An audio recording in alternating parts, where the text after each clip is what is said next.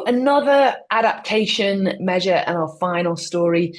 Story three, technology transfer from sport to climate solutions. So this is about McLaren Racing and the Great Barrier Reef Foundation putting their coral restoration technology into play, which they announced this week.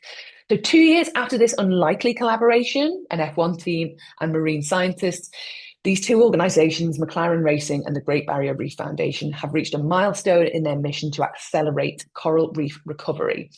They had the first public reveal of their Machine One, a breakthrough semi-automated coral seeding system, which is designed to solve one of reef restoration's most persistent constraints, which is speed. So now we get the connection between F1 and the drive to survive, the need for speed. This is where F1 and F1 team has come in to help. So sidebar, did you know that coral is an animal, not a plant? Quite interesting when I was looking up the research about this. A good reminder. So coral seeding is essentially IVF for these sessile marine animals.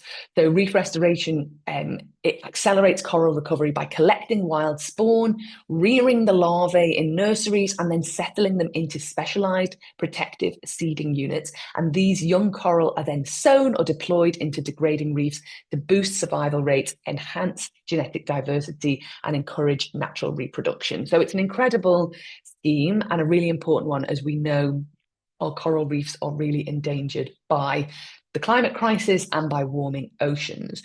So a great example here, drawing on McLaren's high performance engineering mindset, this machine completes a process that usually takes 90 seconds in as little as 10 seconds. So early modelling suggests it has the potential to assemble 100,000 coral seeding devices per week. Planting can go from 100,000 a year to 1 million a year at a major cost reduction.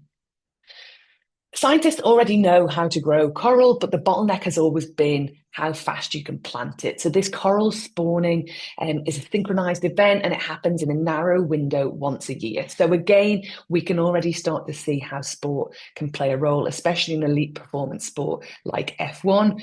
Obviously, it's high stakes, it's tight timelines, and there's no room for delay. So this, what seemed like a strange, unlikely collaboration, perhaps now makes a lot of sense as we learn a little bit more. The project is highlighting great opportunity of applying elite engineering performance and that thinking, that high and elite thinking in sport to environmental challenges, which it would be brilliant to see more of. And by adapting Formula One's rapid prototyping and optimization approach, McLaren's new coral seeding system could increase reef restoration capacity tenfold, demonstrating how technology developed for racing can help tackle one of the planet's most urgent ecological crises. So